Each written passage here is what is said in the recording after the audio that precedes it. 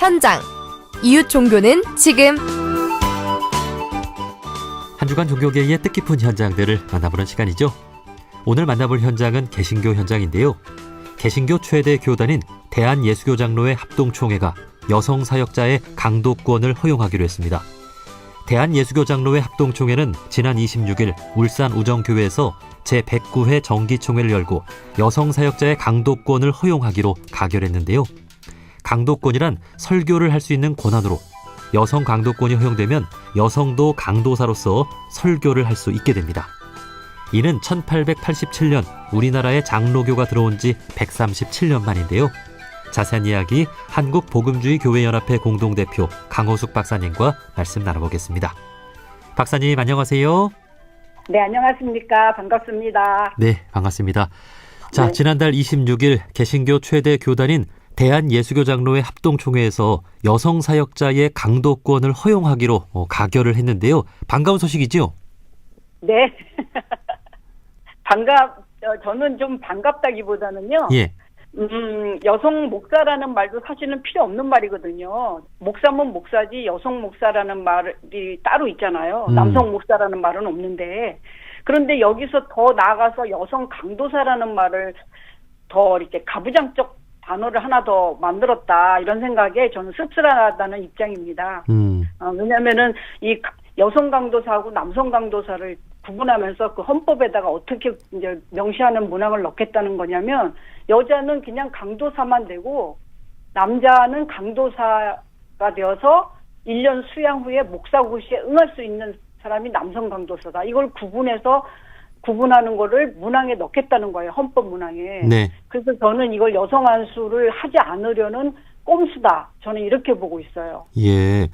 네. 자, 우선 그 개신교인이 아닌 분들은 이 강도사가 뭔지 또 강도권이 뭔지 잘 모르실 것 같아요. 이 강도사와 강도권은 무엇인가요? 이 강도권이라는 거는 말씀을 가르칠 수 있는 권한을 말해서요. 말씀을 가르칠 수 있는 그 권한을 가진 사람을 강도사라고 하죠. 예. 근데 이 강도사라는 단어는 사실은 장로교 중에 특히 합동, 통합, 기장이 있는데요. 대표적으로. 근데 합동교단의 헌법에만 있는 단어예요. 이 단어는. 네. 그 통합교단이나 이런 기장교단에는 강도사라는 단어가 없습니다. 근데 이 강도사가 이제 교회 직분으로 보면은 개인적으로는 그 당회, 그 개교회에 있는 당회의 관리 아래 있고 직무상으로는 노예 관리 아래 있다. 이렇게 나와 있는데요. 근데 이제 교회 헌법에서 이게 나누는 것 중에 중요한 두 가지가 뭐냐면 임시직과 항존직이 있거든요. 네. 근데 지금 합동교단에서는 여성들은 다 임시직이거든요. 근데 남성들은 항존직이죠. 그래서 강도권은 그 중간에 있다고 보시면 돼요. 예. 임시직과 항존직 그 사이에 준직원으로 있는데 저는 사실상은 준직원도 거의 임시직이 아니냐 이렇게 보는 입장입니다. 네. 저도 여러 교회를 다녀봤는데 네. 목사님이 되기 전에 전도사님들을 많이 만나봤거든요. 그렇죠. 전도사랑 강도사는 다른 거예요? 그러니까 지금까지 합동교단을 예를 들어보면 전도사는 여자는 설교하면 안 된다 이렇게 돼 있는 거예요. 신학을 다 했는데도 불구하고. 예. 그런데 이번에 이제 여성도 설교할 수 있다 이렇게 이제 가결을 한다고 하는 건데 사실은 아까도 말씀드렸듯이 전도사는 확실한 임시직이고요. 강도사는 목사가 되기 위한 중간 단계의 준직원이었는데 또 이번 합동총회가 여성 강도사하고 남성 강도사를 딱 구분해서 여성은 목사가 될 수 없다라는 쪽으로 헌법을 개정한다고 하니까 여성은 여전히 임시직이 되는 거죠. 강도사라고 해도. 네. 그렇게 그렇군요. 보고 있습니다. 저는. 네. 예. 그러니까 이제 강도사는 이제 목사 자격은 갖췄는데 이제 목사 자격을 주기 위한 준비, 그러니까 목사 후보생이나 준목사 정도 되는 건데 이걸 여성 강도사하고 남성 강도사를 구분하면서 여성은 강도사는 될 수 있는데 목사는 될 수 없다. 이렇게 그 헌법조항을 넣겠다는 거 아니에요. 네. 자, 그런데 네, 이제 강도사는 이제 설교권을 이제 갖추게 된 거잖아요. 네네. 그럼 실질적으로 목사님과 강도사와의 이 권한 차이는 뭐예요? 강도사는 아까도 계속 말씀드렸지만은 그냥 설교권이에요. 설교할 수 있는 권리만 있는 건데요. 그리고 아까도 계속 제가 얘기하지만 강도사는 임시직이나 마찬가지예요. 그러니까 이 항존직과 임시직은요, 교회에서 하늘과 땅 차이예요. 예. 예를 들어서 목사의 권한은요, 설교권을 비롯해서 인사권, 치리권, 성례 집행권, 뭐 축도권, 그다음에 교회의 정치 참여해서 의사 결정권 이런 것들이 다 있거든요. 근데 강도사는 그런 게 전혀 없어요. 예. 그냥 오로지 그냥 교회에서 설교만 할 수 있는 권리만 갖고 있는 거죠. 네. 자, 그럼에도 의미를 좀 찾아보자면 네. 이렇게 한 걸음이 진전이 된 거면 앞으로 이제 네. 여성 목사 안수 허용도 또 될 수 있지 않겠습니까? 이거는요, 지금 헌법 개정을 이제 거치겠다는 건데, 이것도 좀 지켜봐야 돼요. 왜냐하면 작년에도 강도사 인허한다고 했다가 이틀 만에 뒤집어진 적이 있는데요. 지금 나와 있는 거 보니까 만약에 이 여성 강도사와 남성 강도사를 이 헌법 문항에 넣는다는 것도 총회 3분의 2 이상의 결의와 그다음에 165개 노예 가반수와 3분의 2 이상의 찬성일 때 2026년 3년 후에 9월 총회에서 확정된다는 거거든요. 네. 이게 되리라는 보장도 없고 만약에 된다 해도 지금 기존에 저 같은 경우는 기존에 설교도 해왔거든요. 교회에서. 네. 그렇다면 목회자가 여성 강도사가 이게 만약에 3년 후에 결정이 됐다 해도 담임 목사가 여성에게 강도사에게 설교를 시키리라는 보장도 없습니다. 네. 예. 네. 목사가 안 되는 거를 헌법에다 넣었다 그러면 못하라 목사 될 수 있는 남성 강도사를 설교를 세우겠지 여자를 세우겠어요. 네. 그러니까 이게 다 불확실합니다. 제가 볼 때는 오히려 여성 강도사가 목사가 될 수 없다라는 것을 더 확실히 하려고 하는 꼼수다. 그렇게 생각하고 있습니다. 네.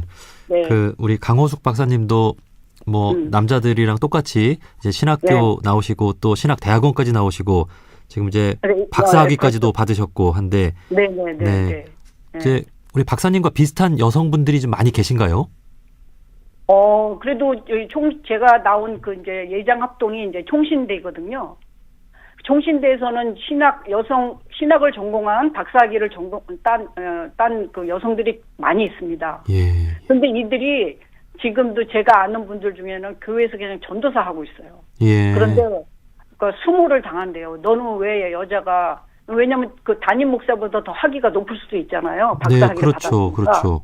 그러면은 막 이렇게 핍박을 한대요. 그러니까 일종의 아주 막 왜 공부했냐는 식으로 그렇게 모욕을 준대요. 네. 그런 걸 보면서 교회가 참 이게 너무 남성 중심으로 치우치다 보니까 정말 뜻이 있어서 공부하고 여성들이 공부하는 게 쉽지 않거든요. 박사까지 하기가. 네. 그것도 총신해서. 근데도 이렇게 확대하는 거 보면 정말 좀 잘못됐다 싶습니다. 네. 저 어렸을 때 초등학교 때 20년 전, 30년 전 가까이 되는데 그때 이제 제가 다니던 교회에 여성 목사님이 계셨거든요. 네. 네, 여성 전도사님도 계셨고. 네. 네. 그런데 지금 수십 년이 흘렀는데 지금 아직도 개신교 최대 교단인 대한예수교 장로회에 여성 목사님이 없다라고 하는 부분 조금 놀랍긴 합니다. 그렇죠. 자, 진짜 중요한 것은 우리 개신교인들의 성평등 인식이 아닌가 하는 생각이 드는데요. 이제 개신교인들도 대부분 이제 앞으로 여성 목사가 허용이 되고 또 교회 내에 성평등이 정착되어야 한다 이런 생각들 하고 있지 않겠습니까? 그게 좀 아쉬운 얘기지만 교단마다 좀 다릅니다. 정서가. 왜냐하면 아까도 말씀드렸듯이 우리 제가 속한 합동교단이나 총신은 여자는 설교하면 안 된다, 목사하면 안 된다 이거를 망고불변의 진리로 여겨왔어요. 그거를 교육하고 설교하고 교회 모든 전반의 문화에 다 팽배했기 때문에 만약에 예를 들어서 저의 경우를 얘기한다면 제가 이제 박사까지 하고 이제 교인들 앞에 이렇게 나서잖아요. 이렇게 뭘 설교를 하고 나온다든지 뭘 한다 그러면 특히 나이 드신 여성 권사님들이 별로 안 좋아하십니다. 예. 왜냐하면은 예를 들어서 만약에 담임 목사님이 A라고 얘기했는데 제가 공부한 결과 제 소신대로 B라고 얘기할 경우 만약에 그러면 저를 아주 못된 사람으로 이렇게 낙인 찍고 이러는 것도 많아요. 그래서 이게 뭐냐면 너는 네가 박사를 했더라도 우리 담임 목사님의 말에 순종해. 뜻에 따라. 이런 식의 게 팽배해 있어요. 예. 그래서 저는 되게 고립되는 거죠. 외롭게 이제 정죄도 당하고 고립되는 수도 많았는데, 그래서 이거는 정말 뭐가 문제냐면 여태까지 성경을 해석해오고 그 신학의 헤게모니를 쥐고 교회 행정과 교회 법과 이 모든 것들을 다 체계를 만들어 온 남성들에 의해서 이 여성들이 교육받았기 때문에 이런 말을 하면 좀 될지 모르지만 약간 가스라이팅 됐다 할까? 아이고. 그래서 여성들이 이렇게 나서서 막 좀 이렇게 뭔가 부르짖고 리더십을 제가 전공해서 리더십을 부르짖으면 저를 되게 싫어하더라고요. 네, 네. 네, 그래서 좀 심각하다고 봐요. 오히려 여성들이 지금 더 심각해요. 남성 목회자들보다. 네. 사실은. 이 성경 네. 말씀을 그동안 전해온 것이 다 남성들이었고, 그렇죠. 또 남성 중심으로 이렇게 해석을 하고 또 이렇게 전해져 오다 네. 보니까 네, 이제 네. 여성이 해석하고 전할 때는 조금 이렇게 네. 거부감을 표현한 분이 네, 있는 네, 거군요. 네. 네, 사실 네, 그렇습니다. 여성의 뭐 참정권이 이제 보장된 것도 이제 100년 이렇게 됐잖아요. 그렇죠. 네, 그렇죠. 2000년의 어떤 네. 이 그리스도교회 역사에서 이제 막 또 성평등이 이루어지고 있는 추세니까 네. 네, 네. 앞으로 또 개신교 내에서의 성평등도 더욱더 진전이 될 수 있기를 기대해 보겠습니다. 네. 자, 개신교뿐 아니라 종교계 전체에서 성평등이 이루어져야 또 우리 사회의 네. 성평등에 대해서도 목소리를 낼 수 있지 않겠습니까? 끝으로 또 우리 방송을 듣고 있는 분들께 또 이웃 종교인 분들이 많이 듣고 계시는데 해주고 싶은 말씀 네. 있으실까요? 네, 다른 종교도 다 마찬가지겠으나 이 기독교 역시 천부 인권설에 의해서 인간 존엄과 그 평등을 되게 강조한 그런 종교입니다.